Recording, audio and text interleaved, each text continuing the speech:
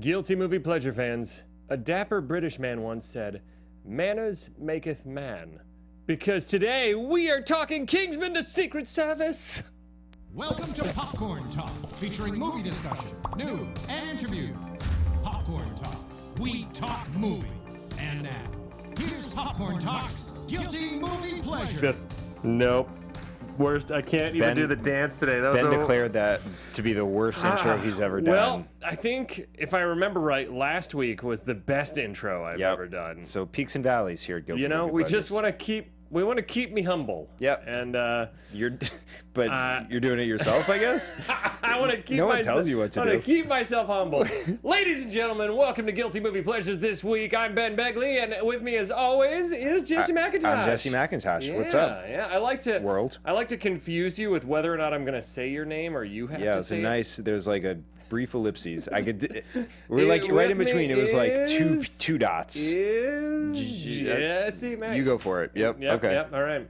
Well, welcome everybody. Today, in honor of Kingsman: The Golden Circle coming out this Friday, we are talking Kingsman: The Secret Service, which before anybody, holy shit. All right, if I get a comment on the YouTube channel or on Twitter that says, this is not guilty at all, I already tweeted out, I don't think this movie is guilty. Over under two people say it. At least, because no one's going to watch it. No one's going to watch. They just see it. Yep. Kingsman is a guilty movie pleasure, and they're just going to freak out. There are absurd elements, but it's supposed to be absurd. So there's nothing to me guilty about it. Now you're probably wondering, well, why are you talking about it on Guilty Movie Pleasures? Because every once in a while we just want to talk about something that's batshit crazy and awesome and that deserves more people to see it than already have. And then other times we just break the rules, like when we've done Die Hard for Christmas sometimes before. That's a perfect action film. Every once in a while we need to just take a break and talk about something amazing. Because this movie, to me, rewatching it, I will say I saw it in theaters and I loved it. I didn't know what to expect. I loved First Class. I loved Kick-Ass. I was a big fan of Matthew Vaughn, and then I saw this, and the church battle scene was one of the most still to this day, is one of the most shocking action sequences I've ever seen. I was watching it in theaters with my wife, and I was like, holy fuck, I just couldn't believe what I was seeing. And it's one of the most batshit fun spy movies I've seen ever. And rewatching it last night, I realized it's nearly, in my opinion, nearly perfect in its execution of what it's trying to be. And of basically being an old classic Bond film turned up to 11. And I really dig this movie. So there's nothing guilty about it. I just wanted to talk about it because it's awesome. And it has some ridiculous moments that could fall under guilty if it was another movie. Sure. That makes sense. There you go. What do you think, Jesse? You've never seen this. I'd never seen it. But I also just want to reiterate what Ben said, that this is our goddamn show. And we'll do whatever we want. I don't feel that strongly about it, but I think it's funny. What if every week we started getting more aggressive? Like, hey, fuck off. Listen here. Next week I'm doing Shawshank Redemption. Fuck you, it's guilty. Just start picking really clear, just hitting all of the AFI Top 100 on our show, just to piss people off. Are they doing Citizen Kane this week? Why would they do that? Fucking Rosebud. Yeah.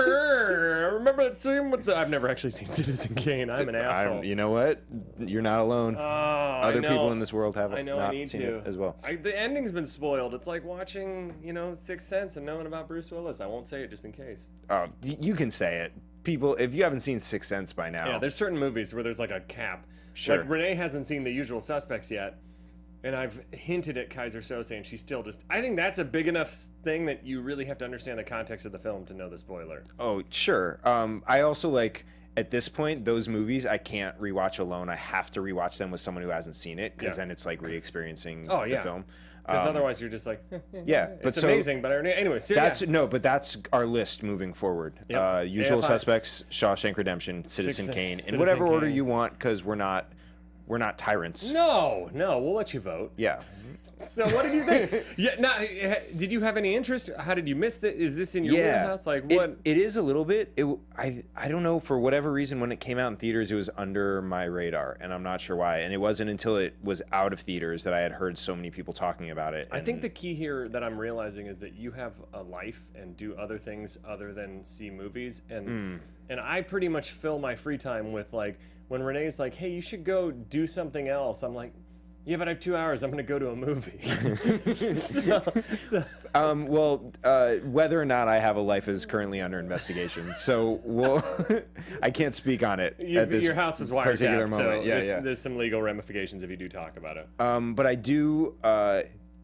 So I heard the glowing reviews about this movie, and it was always something that I wanted to see, and it was never something that either was like on the top of my list when I was ready to sit down and watch a movie, or just for some reason I missed it. Yeah. Actually, my wife had seen it, and she told me how great it was. Nice. And I was like, all right, well, That's always tough when your significant other has seen a movie that you really wanted to see. Like for me, I will watch it, but Renee, like I saw Ex Machina and a few other amazing films without her, and she still hasn't to this day seen them because she's just like, well, you already saw it. So anytime I bring it out, I'm like, I'll watch it again. She's like, you already saw it. I'm like, yeah, but it's fucking awesome. So here's the moral there is you should start lying to Renee about what you do in your free time so that you can enjoy things together. It's just I've been going to a lot of yoga, and then she'd be like, why aren't you more why can't you touch your toes yet? Say it's not working. It's just yoga doesn't work. Yoga doesn't work. Doesn't work for everybody. That's proof in the pudding. Before we go and just piss off all yoga people, it does actually work. There's a huge crossover between our audience and yoga enthusiasts. They play our podcasts at some yoga classes. That's a fact. When it's people who they're really trying to focus and tune out annoying things, they play our show. Tell us we're wrong. As you a can't. test. You can't. You haven't been to every yoga class. You don't know.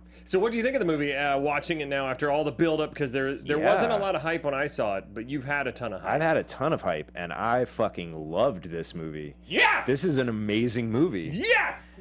I get so happy when we're on the same page. Because sometimes we're not, and I like that too, but it's just more fun when we're on the same page. Yeah, this movie's awesome. Isn't the it? only thing that sucks about this movie is Samuel L. Jackson's lisp. No, you think so? Yeah. Oh, see, rewatching it, I love his lisp, because otherwise, knowing Sam Jackson, it would have just been... Sure. He would have been a more badass villain, and his villain is the epitome of not badass. It's like if Mark Zuckerberg decided to destroy the population with this kind of device. So that's why I like that he had this quirky, weird vulnerability in like his aversion to violence and the vomiting. I knew as soon as it happened, I laughed so hard because I was like, Jesse's gonna be pissed. Oh, I wasn't pissed. I just knew. That was one of the most well-earned vomits on screen. I guess it was. So the last like 5 minutes of the movie, a lot of things happen where you're like, wait, what? Like the vomit and the ass fucking, like out of nowhere. Oh, well, we'll get to that. But I think we can. To me, I think that was, and the director even said this, that it's making fun of Bond movies, how he always bangs a girl at the end of a Bond movie back in the 60s and 70s, and then they took that to like 11. So instead of just like in Die Another Day, or not Die Another Day, The World Is Not Enough, Pierce Brosnan's Bond, and he's having sex with Christmas Jones or whatever her name was. Her name was Christmas something, and he's like, and they're post coitus, and he's like, I'm disappointed. I was told Christmas only comes. I was disappointed. I was told Christmas only comes once a year, and so it's like insinuating he just made her orgasm a bunch of times, and so they're making fun of that kind of sexual innuendo, but just making it very blunt and butt sex. Sure, and it's I just mean like. In the context of the movie, nowhere. Like so he has this like partner in crime going through the who you kind of think might be his love interest, right? And there's no chemistry, and they never make mention of anything between the two of them. But then he like all of a sudden turns into Romeo when he meets this imprisoned princess. It would have been cool to have a little bit of a Moneypenny vibe with her, like Bond and Moneypenny in the new ones flirt a lot. It would be cool to have, even if it's just a fun flirty vibe. Yeah, just some banter. Yeah. But they didn't even have that. They were just like the one thing rewatching it, I would say, is that Roxy, his kind of partner, gets kind of sidelined, especially in the end when they literally just kind of fly her away. Yeah. And make her her scene is cool shooting a satellite out of space, but she doesn't get to do anything. I don't even know if she's in the sequel. I hope so, because I think she's cool, but I don't think so. I don't think she's gonna be. Well, and also like it was kind of strange to me, and that we can get into all of this later. But like it was strange that she had such a like specific vulnerability as far as. And then that's the thing they choose to. Yeah, but like if you're choosing one person out of everyone in the world to be a Kingsman, like you could probably find someone that didn't have a fear of something that you're gonna have to do all the time. But she conquered it in that She sure did. Yeah. Now, so the tone of it and everything. What? So other than the lisp. Yeah, the lisp was how weird. great are the action scenes, man? They're so amazing. They're so well shot. They're and some of the best action scenes I've seen in like 10 years. They're just fascinating. Because they're the right amount of campy, but still badass. Like when we talked about Machete and how the action scenes just get too campy to the point where it's not like well choreographed anymore. These are incredibly well choreographed. They have like hints of classic comedies to them when they speed up and slow down, and there's such a style to this where a lot of action films nowadays are just shaky, shaky, shaky. I can't see what the fuck's happening. And this, specifically the church scene, which we were going to show you, but then we're not sure if it's way too violent for Popcorn Talk. So just watch the Kingsman in church shootout craziness.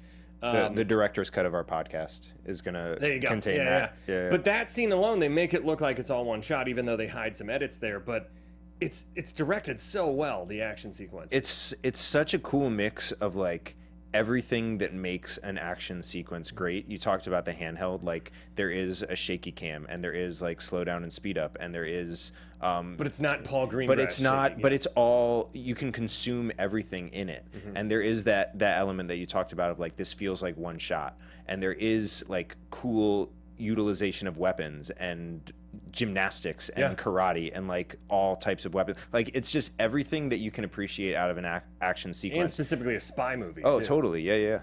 So I mean, I thought the action sequences, like they could have made the movie. It could have been a shitty movie with cool action sequences, but I thought it was just a really nice compliment to a really well done movie. Yeah, it's everything, and I think that the flipping the spy movie on its head and making it about this kind of Cockney, rough and tough kid that becomes a spy instead of this polished gentleman, because the Bond movies are basically the Harry Harts of the world becoming Bond, you know, and to have that and to have this message of like you're better than what you're born into, you're better than what you've been raised in, and your surroundings you can transcend, and it's not about talking more proper or anything like that. It's just about carrying yourself and being. He said something really great that I meant to write down, where he said that the true wisdom or something is being comfortable in your own skin or something like that. It was great.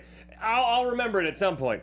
But I dig this movie so fucking much, and it never verges on spoofing spy movies either. It just kind of has its own style, and that's why it's not a spoof. Like it has all the gadgets that all the classic Bond movies do, but then it does it with its own twist. That just is so fun. But let's do the plot in under 3 minutes. This is obviously going to be a love fest for this movie because it's fucking great. So you ready in the booth for the 3 minutes, Steve? All right.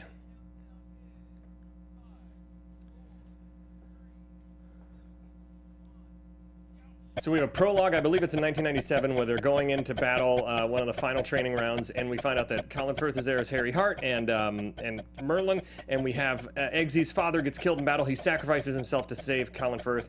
Eggsy's given this pin saying, hey, if you ever need anything, and the mom's like, I don't need anything, I want my husband back, and she leaves. Cut to, Eggsy is an adult, and he's kind of a rough and tumble kid, and, cut to the professor. The professor, yes. The professor is kidnapped, and one of the Kingsmen comes in to save the professor, and he cuts up all the guys who are like, who are keeping him hostage, and then the Samuel L. Jackson's woman comes in, Gazelle. and she fights him and kills him, and then the Kingsmen have a funeral, and they're like, we got to replace this guy. Yep, and then that's where we are intro to Eggsy now, where his mom's dating this real jerk, and he has a creepy brother or something that's hanging around. It's real weird. Yeah. And he has these bully kids that are picking on him and all this stuff, so he steals the car. He ends up saving the cat for real, which we'll get into in that moment. Crashes into another cop car. He gets taken to jail. Then he calls the number, and immediately he's let out of prison. Colin Firth, Harry Hart, comes and picks him up, starts saying, hey, we're going to train you. He goes, and there's these dickheads there. There's the kids from all the Oxford and all these other hoity-toity Ivy Leagues, and he's just a kid that maybe graduated high school.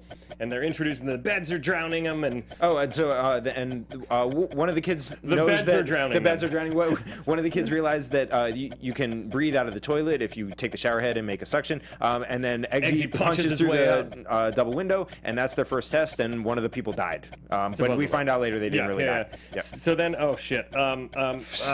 then Harry Hart starts finding out that he goes and finds the professor, aka Luke Skywalker, Walker, Mark Hamill. His head explodes. They're like, what happened? Harry's in a coma for a little bit. Then there's more training sequences. They get a dog. He meets Samuel L. Jackson. He goes to he wakes up, meets donates Samuel to the Jackson. gala. He Yeah. meets Samuel L. Jackson. They Samuel have L. Jackson a decides. private meal over McDonald's. Yep, and they're both feeling each other out. They both sort of know what's going on. Samuel L. Jackson goes to the tailor. They have that same moment again. They're both spying on each other. Yep. And then he goes to the church that Samuel L. Jackson has been targeting. So he goes to the church and They turn on the device that all yep. the SIM cards because Samuel L. Jackson Valentine's character has given everybody free SIM cards, free internet, free cell phone service because it's all part of this world population Yep. control and it makes thing. them very aggressive and it shuts off their ability to care about it. And so they just all murder. kill each other. Yep. And then Harry gets shot in the Yep. face. Okay, Harry gets shot in the face. Yep. Eggsy's pissed off. Then Merlin realizes that it's just him and Roxy and Eggsy are the only ones because Michael Caine was put under the And control. Eggsy switches the Eggsy poison. switches the and poison. kills- He dies. Yeah, he dies. Then they go to the big snow mountain base. They have an awesome shootout with a bunch of soldiers. Gazelle and him and Eggsy are fighting while Roxy trying to shoot the satellite out of space, blows it up. They bring over another satellite. People start murdering each other. He kills Gazelle by cutting her with the poison, and then he throws the Gazelle's leg into Samuel Jackson and says, "This ain't that kind of movie, bruv." And then he goes and fucks a girl in the butt, and then we see him beat up his stepdad in the end. Yeah! Fucks a girl in the butt. I think there's a better way I could have Nope. put that. That's the only way you could have. I You could mean, have as accurately as possible I guess described so. what happened. I guess so. Let's get into this because we got a lot to cover, and I want to make sure we do. All right, let's do it. So we start off. The opening is a great way to show the stakes of the movie. That this movie is going to be campy and fun and ridiculous, but there is death on the line. There are lives on the line. Kingsman is a dangerous service, and I love the rescue scene. You pulled a sound clip from the guy talking to the professor about how great the whiskey was. And I've never heard a whiskey quite described this way. Can we play clip number 1? Honestly, this whiskey, it's amazing. You will shit. I've never... I get... See, I've had like Life cereal described that way. Like, Yeah. honestly, this cereal is amazing. You were shit. Yeah. But I've never heard a whiskey described that way. And I guess maybe that's just... Because you drink shitty whiskey. I guess... It's either shitty whiskey or the whiskey will make you shit. Make you shit. Whiskey is shit involved Yeah. in some way. I mean, Bullet Bourbon I think is pretty good, but I've never shit after. No, you're wrong because you haven't shit after I've it. had acid reflux since I turned 30. There's a lot of acid reflux in there. Yeah. But I don't even have an improv with that or a true story. Right. Because it's so specific. But it's one of my favorite sound clips ever. Just because you said that, I have a true story, but it's not based around this sound clip Yeah. at all. But the first time I got like significant heartburn was on a booze cruise in Cancun, and it was a pirate ship theme.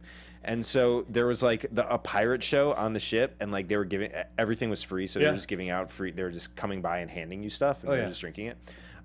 And like by the time we got to the portion where it was like the pirates had the battle, and then all of a sudden it was like techno music, and there was a dance party in the middle of the ship. Like as soon as that techno music hit, I thought I was gonna have a heart attack, and I felt like I was gonna die. And I was on a boat, and there was nowhere I could go, and I was just like overwhelmed with techno music, and I couldn't do anything. I had to like go up top. Like we were on deck, but there was like a second level to on deck where you could look down on it. Yeah. So I went up there and just like laid down on a bench for the last half hour while everyone like had drunken dance orgies. And then a guy came over to calm you down Yep. with a great glass of whiskey sure and did. said, Honestly, this whiskey, it's amazing.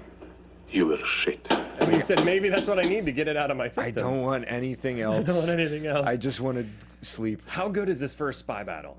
So he shows up like Bond, and then instantly we're shown that this is going to be a different kind of spy movie where it's ultra violent and take no prisoners, but still has that fun kind of gadgetry to it. The fact that he just opens the door and blasts a dude with a silencer like 7 times, Yeah. point blank, And like start Shoots a- shooting people through him. shoots Like a just guy's push it. finger off, Yeah. shoots another guy in the head, and then grabs the whiskey. It reminds me of that moment in Skyfall where Bond jumps from the wrecking train and then fixes his cufflink. Yeah. It's just there's this awesome debonair quality to these spies that, like, even in the most difficult of circumstances, they still have ultimate composure. Sure. It was also so important, both in that scene and the like flashback scene in '97, that we see a Kingsman die. Yeah. Like that, I can't overstate Yeah. how important that was for this movie to like show you that they're not invincible. Yeah. And this is like you said earlier, it gives it stakes. Like Because these are otherwise- important but extremely dangerous jobs. Otherwise, they're superhuman, they're and especially yeah. when they make you believe that there's a lot of not red herrings. There's a lot of fake outs that happen during the training that make you think, oh shit, the other girl died, she drowned. Right. Oh man, there's no parachute. Oh, they had to kill the dog, and then all of that you realize is just a mental game. Or oh, you're gonna get run over by the train. And I'm just glossing over that because it's important, but we'll get to it. But Right. and I think that even every time when I first saw it, I didn't know that it was gonna be a trick. I never caught on. I don't know if I was dumb, but I just was. They did it so well that each escalating thing until the reveal of the dog, I was like, oh my god. Yeah. Did you think she was really dead until the dog reveal? Oh, absolutely. Right? Yeah. So and like that's what sets the training up. Is that's the first test and someone dies. So you're basically like they like the way they're eliminating people is killing them. This is going to be survival of the fittest. And if you can survive, if you can literally stay alive, then you are a member of the Kingsman. Yeah. Which is crazy. Yeah. And then it's such a great reveal because it's kind of fucked up at first when you're like, oh shit, they just like murdered an innocent 20-something Right. woman. Like, what the hell? But then the reveal makes it that much better. Sure. Anyways, so because it gives you the stakes, but then it makes you feel better about yourself later on in a justified way. What's the lovely sound clip? That's not for a while, is it? Which one? Number 2? Let's hear it. Let's hear it. What's number 2? I've had a rather emotional Oh, shit. day, so whatever Damn your it. beef I with skipped Eggsy way ahead. Yeah. Here, cut it. Sorry. I lied. Okay, so Sam Jackson comes in with his lisp. Now let's talk about this. Why didn't you like his lisp? It was so put on. I loved it. It was so The first time I saw it, I thought it was a little put on, and then the second time, I really just went with it. it's a combination of things. I One, keep double fisting my Sprite yeah, and coffee, dude, which no one's ever Ben dr- is drinking Sprite and coffee right now, by the way. You know, That's- keeping it classy. That because we need something in here that's a guilty pleasure. Manners make it that's- man, and this is manners right here.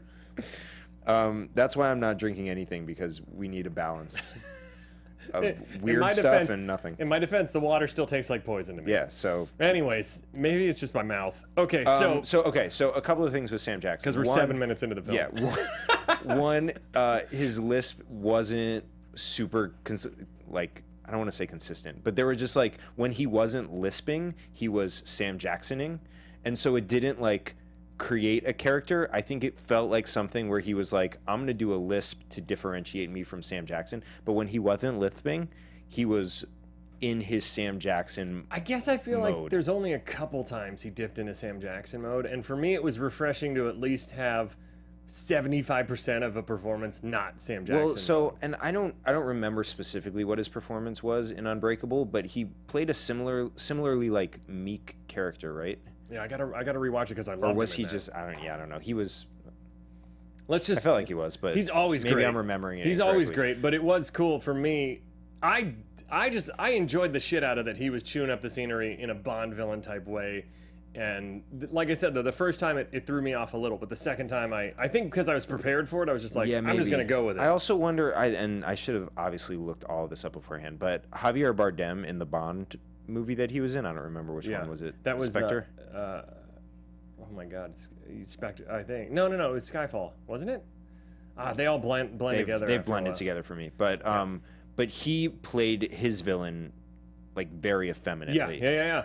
And I don't know which came first, but I wonder if they're like truly borrowing from Bond. Yeah, maybe. If he is borrowing a little bit from Javier Bardem. We'll figure that out. I'm We sure will. somebody will tweet at us We will, right now. but to me it was more distracting than it was like what I think he probably intended, which was character defining. See, I guess, and like I said, I don't remember. I remember slightly being thrown off at first, but then the second time I just went with it and I loved it. So Sure. maybe it's like also if you go in expecting a Sam Jackson performance and you get that, you might be a little like, Yeah. yeah. Yeah. All right. They also So- and this is not Sam Jackson's fault, but maybe they could have cast someone not Sam Jackson, who's a little meeker. I still loved him. Yeah, I loved mean, him. he brings something that other people can't bring. But like, His- if you're going for meek, maybe the not Sam idea, Jackson. the concept of this guy having such a severe aversion of violence, even though he's causing the most violent behavior, is such a cool twist to his character.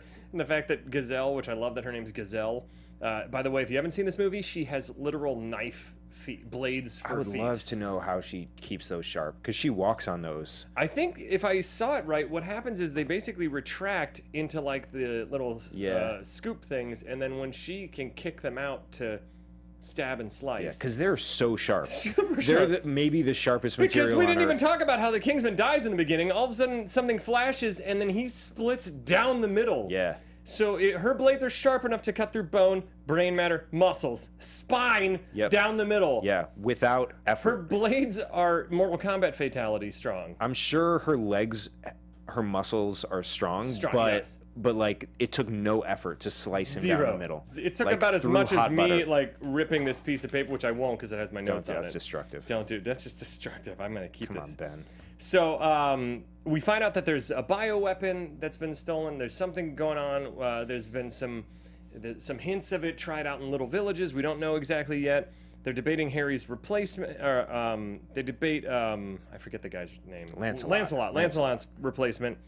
And then Eggsy's introduced in the world's worst living conditions. And like I said, he has like the dad, and then like the stepdad like hints at having a three-way with his mom with like this creepy dude that's just sitting in the corner. It's the worst. So and the poor baby and the pack and play. Now that I'm a dad, like I'm really affected by children in distress, and that baby in that circumstance. I'm so glad that they redeem it by the end, because it's just like it's an awful place for a child. Yeah, but also like this is another thing the movie just fucking nailed, was in the beginning when we meet this family. Yeah. It's a nice family. yeah.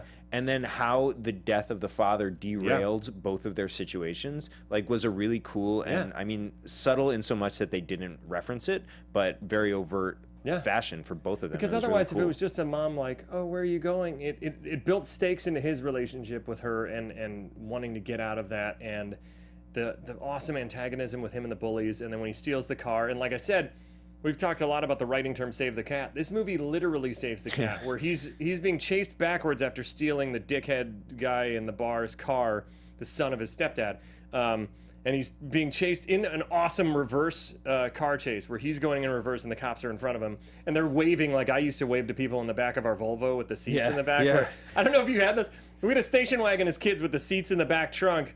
And we'd sit in the back, and on the freeway, we'd wave to people. And at first, on the car ride, they'd be like, hey, and they think it's cute. But then like an hour and a half later, when we're still like, they're like, oh, fucking, come on, kids. Just do something else other than wave at us. Go to a rest stop or something. Please, let us get around you. Yeah. Anyway, so when he's going in reverse, he sees a cat in the road and literally swerves out of the way and slams into a car, doesn't let the cat die, which is, in writing terms, is showing the hero doing something redeemable, so that even if they're an anti-hero, we side with them. And then he lets his friends leave too, and then he crashes into the cop car, and then he calls from the badge, the number, and Harry shows up. And then things start rolling from there. And I think the thing that this movie really does well is it combines the training montages with character development in between and furthering the villain plot with Harry as well, because a lot of times movies like this, they come to a full stop and do like a 10-minute super fast training montage, and this one really lets you get to know the people that are trying out, for the most part, like the main three, the Charlie, Roxy, and Eggsy. You get to know the main three, and you get to really see the shit they got to go through, instead of just like, hey, we're gonna train and shoot stuff, you know. Like, I feel like we always get skimped out on why this all happens. But I forgot the bar fight first. Yeah. Because let's play that clip. Clip number 2, the bar fight is fantastic. Yep, that's the one. I've had a rather emotional day, so whatever your beef with Eggsy is, and I'm sure it's well-founded, I'd appreciate it enormously if you could just leave us in peace until I finish this lovely pint of Guinness. So good. Yeah. And then they say, you know, fuck off, old man, or whatever, and then he goes and locks the door and says, manners maketh man, and then uses his umbrella to scoop a beer mug up, clocks him in the face, and then one of the craziest fight scenes I'd ever seen up until now happens, where he punches a guy's tooth out, and it slow motion moves, and the other guy dodges it. He shoots an electric like dart into another guy's neck. Or there's all kinds of crazy shit that happens. It's awesome. And then to cap it all off, when the bartender comes out and he's like, what? And then he gives him the amnesia dart into the neck. So good. But that was my favorite part. The bulletproof umbrella. Yeah. And then switching it to stun and basically shooting a hockey puck at the guy's face and flipping. Because the physics of this movie is just wacky enough that it's that the violence when it happens, even when it is kind of brutal, it's funny, you know. It's they not... also like shoot it in a way where you don't worry about the physics. Like it's so mind bending the way they're constantly moving the camera that you're like, there's no way that could happen. Exactly. It's just like, I don't know. If it could have. If it was shot super gritty and like realistic, then you'd be like, why did he just flip like 7 feet in the air? Right. This is my other favorite thing was when they like he very casually is talking to Eggsy about like I know this about you, and he was like, I know that you were a savant in gymnastics. It's like, wait, what? What? It's so good because they set up how he could do all this stuff, and it's amazing. Yeah, I know it makes sense for like what the character will need to do, but it's like, for real, like, is that something that people like? People can be a savant in gymnastics. Guys on the street are just like, I gotta go to gymnastics practice. Yeah. Listen, bruv, I'm a savant in gymnastics, bruv. All right. That's my worst Cockney I've ever done. You nailed so it. He kicks the shit out of those guys. Let's skip ahead a little bit, where he goes into training, and they reference, like, have you ever seen Pretty Woman? Trading Places, Nikita. And then he's like, oh, you mean like My Fair Lady? Which is funny because he's Cockney and so is My Fair Lady, which is a little fun inside joke there. He's looking in the mirror when he first shows up because Eggsy kind of doubts himself being a gentleman. Can we play clip number 3? What do you see? Someone who wants to know what the fuck is going on. Yeah, that's what I would say after I saw a dude just wreck people with an umbrella. For real. You know? For real. After I was, like, all the things that happened, after he was in jail and called a number on the back of a medallion, and all of a sudden he's out of jail, and then some old dude just whooped 6 bullies' asses in a bar. Yeah. Amnesia darted a bartender. That's the appropriate response. Yeah. Because I think often in movies they don't do that. They're like, this is so cool. I think people would be like, what the fuck is happening here? Yeah. This is awesome, but I don't know what's going on. It's like the Men in Black beginning, where he's like, what I just showed you, if you want any part of this. And he's like, nope. So he goes, so then we get Sam Jackson talking to a silhouette of Obama. And that was another part where I was like, all right, just show Obama then. Yeah. Like we don't need this. I thought it was hilarious. But so Sam Jackson is going around recruiting world leaders for something. We're not really sure yet. Can we play clip number 4? Because the last time I checked, the planet was still fucked. So let's just get into. I want to play a couple sound clips just while we're talking about the motive, because I think the best thing about a spy movie is when the villain has a good motive and a fun end of world scenario. And I think it's hard to come up with a unique original one that's not, we got the codes to the nukes, or how many superhero movies, even though I love most of the superhero movies that come out, how many of them end with a fucking lightning ray going to the sky with a cloud of debris? Right, it's like right. that you have to take out the one mothership. And I think I have a sound clip of his manifesto, and it kind of makes sense. Yeah. Can we play clip B3? What? Oh, I emailed it to you. Maybe you didn't get that set. Check the later email. We'll keep talking.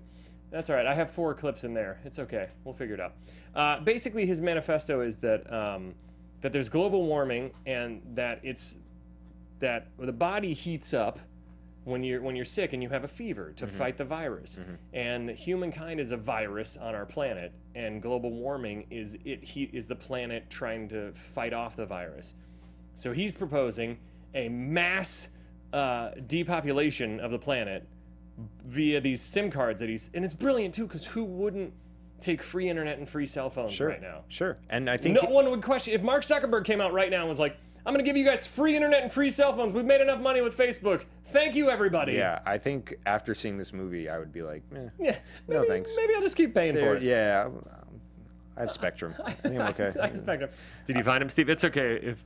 So No worries. B3 I just explained, so you can put the other ones in. It's no problem. Yeah, so I think the gist of what he says also is that, like, either when a virus happens, so he's saying either the virus will kill the host or the host will kill the virus. And either way, everything, we're fucked. Yeah. Which is kind of true with what's going on right now. Like, our planet cannot sustain us. Yes. So I'm not advocating this kind of thing. Nope. Maybe colonizing Mars. That'd be cool. Let's do some space travel first. Okay, let's try some other stuff. Let's try some other stuff before we go to this extreme Valentine. Say citizens kill everyone. You know, but it is a motive where you at least understand the logic behind what the villain is doing, even if the way he's going about things is deplorable and awful. Sure. It's cool that, like, so he's introduced as a villain. We know that he is the villain. But he's also a character that, like, no one in the movie perceives to be a villain. No. He has these... He's a billionaire philanthropist. Yeah, these virtues that everyone knows him for. It's basically as if Al Gore went nuts after an inconvenient sequel and was like, you know what? Fuck all of you. No one's listening. The EPA is being rolled back. Everything. The administration sucks right now. Coal's coming back. Are you fucking kidding me? And he just goes, you know what? I'm just gonna give everybody free film cards. Is that your Al Gore? I tried. I went out on a. All right. Can you do Channing Tatum doing Al Gore? Doing Al Gore? I'm just gonna give everyone a free SIM card. There we go. Ah, your Channing Tatum always makes me laugh. There it is. So it's a motive that makes sense, and he's going around recruiting celebrities. They keep saying like Iggy Azalea is missing. I love that when they just randomly were like Iggy Azalea. We haven't seen her in a while, which is so great because I mean no one has really lately in real life. But so what happens though? Mark Hamill plays the professor. He gets recruited. Harry goes and finds him, and as he's about to give away something, his neck starts glowing, and then his brain and head explodes all over Harry. Harry's like blinded and disoriented, and these guys come in and he throws his grenade lighter, and then he's knocked out in a coma for a little while we do the training. Which, by the way, the skydiving sequence is so good in the training. Tremendous. Because a lot of times skydiving sequences look really hokey, and this movie does a good job of. You can tell it didn't have the biggest budget on the planet, but it still makes, because of its style, it makes up for some of the green screen stuff that they hide it really well in this movie. It also, like, I don't know how long it takes to skydive, but it's the longest fall ever. We hung with them for like the whole thing. That wasn't an edited skydive. Yeah. That was like we're just here and we're and the whole premise is that you. they have to dive and hit this target and not get on. And if you miss the target, you're on the radar and you're out. Yeah. And then he throws in Merlin, aka Mark Strong, who's one of the biggest badasses out there. He says, one of you doesn't have a parachute. And so they're all panicking, and of course everybody shits the bed on it except for the three leads that we've been following, Charlie, Roxy, and Harry, Eggsy. And then it turns out they all had a parachute, which I almost pulled that sound clip because I love it when he's like, you have a complaint, you come here and whisper it in my ear. And I was like, that's such a great line. Yes. Could you imagine that just being like so authoritative that it's like you have a complaint, you come in and whisper it in my ear. I would be like, fuck off. No, I'm all right. I'm good. Yeah, I'm gonna say it from over here because you sound like you're about to be violent. You sound like I you're don't gonna want be to super have violent. any part of that. Yeah. So we gotta. Did you get clip B1? Let's do B1 because this is great. This is where this movie basically shows its cards. Says like, hey, this is how we're gonna be in case you aren't caught up. About an hour in, they're like, in case you haven't figured this out yet. This is how we play. B1. You like spy movies, Mr. DeVere? Nowadays, they're all a little serious for my taste. The old ones. Yeah. Marvelous. Give me a far-fetched theatrical plot any day. The old Bond movies. Oh, man. Oh, when I was a kid, that was my dream job. Gentleman spy. I always felt the old Bond films were only as good as the villain. As a child, I rather fancied a future as a colorful megalomaniac. What a shame we both had to grow up. What a shame we had to both go. This is also what I love about these kind of movies, where they give a plausible reason for the main bad guy and the main good guy to face off and have a tete-a-tete, like a cool verbal sparring before the violence kicks in and before the fighting kicks in. And they get this twice in this movie, and it's so fun. And it's basically they always think they have the upper hand on each other. Yeah. Like a touch gloves moment. It's like so in a good. boxing match where they right before There's they not start enough beating of the that shit now. out of each other, they're just There's like that's like when you have a built-up relationship between the villain and the hero, or the hero's mentor, then the showdown at the end has that much more weight. When it's like you wait till the end of the movie to see the two fight, like there's tons of movies, like Wonder Woman's one of my favorite movies of the year, but I don't want to spoil it, but the villain that comes up towards the end, it's just like it kind of comes out of left field, and it's a cool reveal, but there hasn't been that I guess there is. They earned it to a degree. Don't get me wrong. I loved Wonder Woman. I just think the villains weren't as well developed, and that's something that's really important to me in movies. Now I feel like I'm gonna get attacked. It's in my top 5. Wonder Woman's in my top 5 this year. I just think the villains were a little underdeveloped. I love Chris Pine and Gal Gadot. Did everyone hear how he said Chris Pine first? Oh, Jesus. That's not what I meant. Hashtag Shit. feminism. Gal Gadot is my favorite. Are you kidding me? Anyways, so let's play clip number 5, because this is when Sam Jackson is pissed off because he really loved Luke Skywalker. Fuck that guy, whoever he is. I'm gonna... Made me kill Professor Arnold. Goddamn love Professor Arnold. It's so good. It's so good. And then he's explaining this really elaborate machine that he's built, where he's getting his hand imprinted on it, so only he can set this off.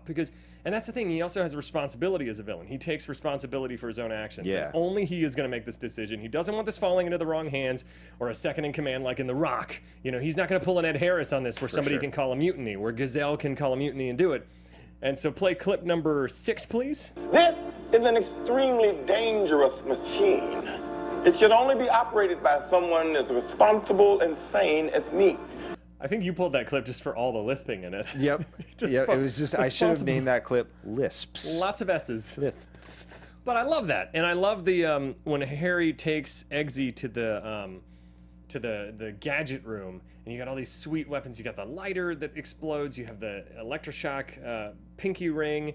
You have the blade in the shoe that has poison on it. Yeah. There's all these amazing Bond type gadgets, and then they show like the iPads and smartphones that are our current technology, and they're like, no, the real world has caught up to spy technology with that. And so it's like they had iPads decades before us, which is just great. It's so great. And then we talked about the Taylor sequence. I gotta skip ahead a little bit because we only got about 10 minutes. Unless we have a couple minutes to spare, let me know in the booth, Steve. I feel like this is every week. Every week. Yeah, all right, cool. So in the Taylor scene, can we play clip number 7? I have trouble understanding you people sometimes. You all talk so funny.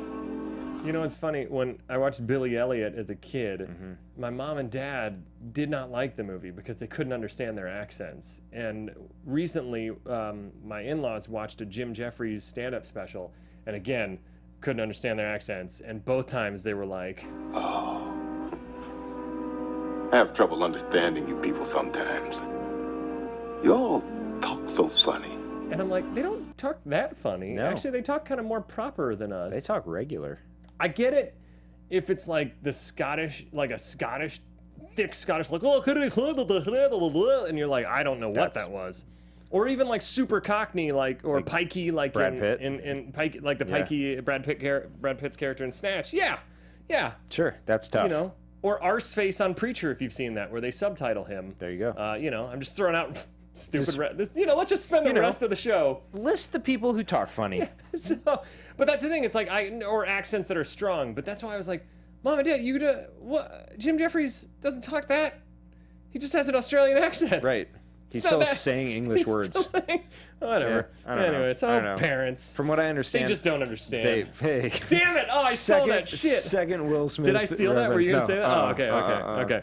So then, the greatest scene ever, which I don't want to go into too much detail because it's an incredible sequence and you just have to witness it, is the scene where Harry goes because he gets a lead that there's something going to happen at this basically Westboro Baptist Church where they're a hate group and they're saying the most vile shit on earth. So they set up, before Harry kills everyone in this church, they set up that these are the most awful human beings on the planet. They're saying the most racist, sexist, just anti-gay, anti-everything statements you could imagine, which I can't imagine the guy that got cast as this preacher. Poor guy. Like, what were the auditions that day? Just spewing the worst things. What were the preparations for the auditions? Watching like, Trump speak? Just like a dude in his apartment. I did it. Damn it. Well, I did it. Damn it. We're not. We tried. But that isn't politics. You're talking about Trump, the businessman, Yeah, right? exactly. Yeah, we're not talking about politics. Anyways, but it's the craziest, most vile shit. And then, so they set up that who cares what happens, right? Yeah. And when they turn up the SIM cards, we watch for the first time what's going to happen if this gets unleashed.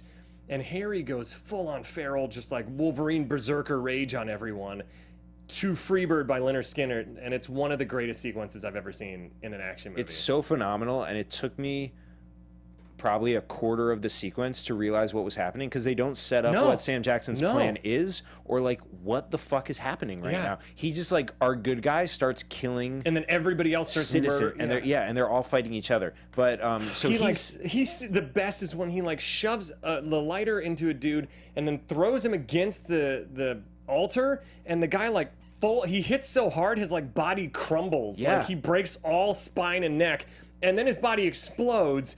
He pulls off another pole and shoves it in the main preacher's neck, and the guy's like sliding down.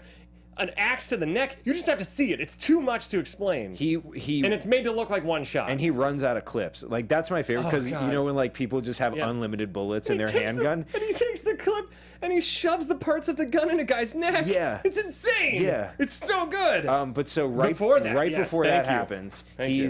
he's wanting to leave the church, and this woman won't let him out because they're in the middle of service. And to get out, he says, I think it's Clip 8. I'm a Catholic whore, currently enjoying Congress out of wedlock with my black Jewish boyfriend who works in a military abortion clinic. So hail Satan, and have a lovely afternoon.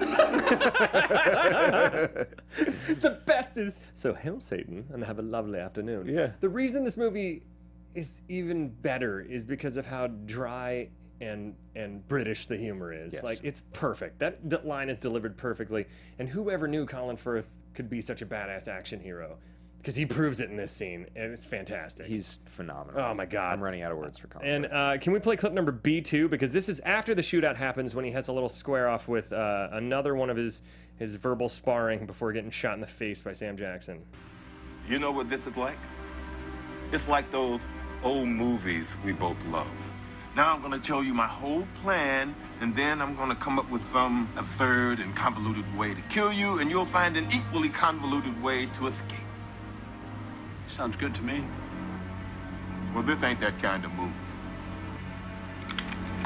And now that they've revealed in the trailer, spoiler, if you haven't seen the trailer, that Harry's still alive, watching it again, I realize how he could be. Because Sam Jackson looks away before he shoots him in the face. Right. And they make it look like it just grazes the side, and then no one checks to see if he's dead.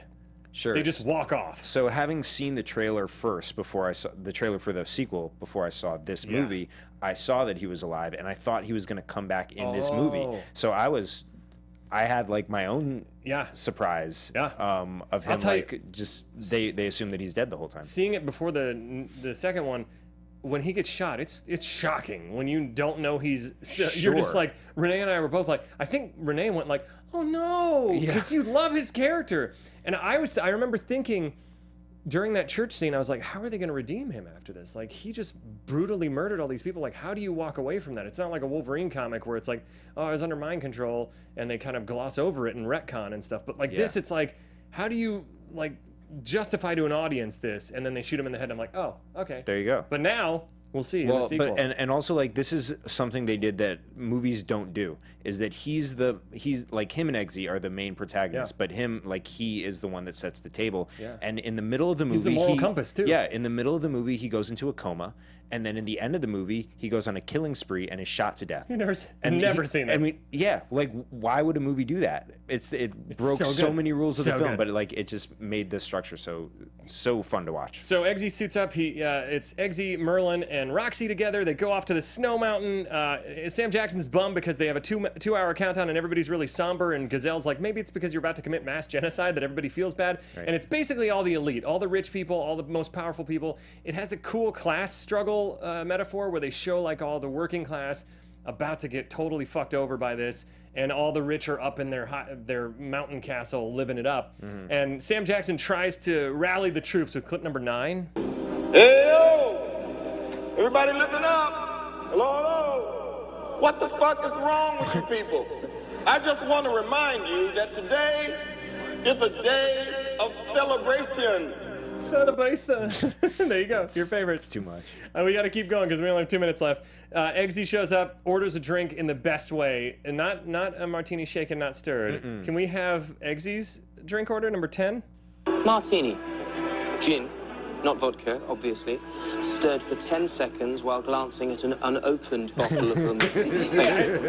So good while glancing at an unopened bottle of vermouth is fantastic. It's the best way to phrase It's it. ridiculous. Let's play Taking a Piss, number 11. Are you taking the fucking piss? I'm afraid not. Which, by the way, when a British person first said that to me, I was like, no, I already went. I'm good. Yeah. And then I was like, oh, that means, like, are you fucking with me? I love that phrase. I would rather say that than are you fucking with me, because it sounds... Why are phrases in British vernacular so much more classy? Like, taking the piss is way more classy than... Do you feel like taking a piss is a classy phrase? You know what? Now that you say it, I am corrected. I stand corrected. Maybe it's just the accent, guys. I love the accent. It's more fun. It's more I would fun. say It's that. more fun. There we go. For sure. Can we play? We got to keep moving along. But so there's this awesome action sequence in the end. Gazelle and Eggsy fight, and it's fucking fantastic. You should just watch it. And then he ends up killing her with a poison cut. And it's just the ballet of it. It's like a ballet with her bouncing around, and she's, I think, a real gymnast, or she's trained in this shit, and she's blown up since then. She's been in Star Trek, Mummy, Atomic Blonde. Anyways, let's play clip number 12, which is them taking the Bond innuendo to 11. If you save the world, we can do it in the asshole. I like that it's a question. Yeah. It's a question. Anyways, Slightly up inflection. so then he impales Sam Jackson with Gazelle's leg, and as Sam Jackson's dying, can we play the final clip we have time for, B4? What's up, man? It's the part where you say something really bad pun. It's like you said to Harry. This ain't that kind of movie, bruv. Yes. Nice. Perfect. To me, that's the perfect way to end the show, because it's the perfect way to end the movie. Yeah. And then we get a butt shot, but whatever. And then, Which is also a perfect way to end this movie. Yeah. And then we get the great redemption moment of him wrecking his stepdad with the same way Harry did. And we get the full arc of him becoming a Kingsman. Yeah. This movie, I cannot recommend this enough. If you haven't seen Kingsman, well, we just ruined it for you. So I hope you saw it before watching this episode. But go see the new one. I'm going to see it this weekend, and I can't wait to hear your thoughts. I'll let you know after I've seen it, so don't fucking spoil it for me if you see it before me. I have a kid. I can't go opening day, all right?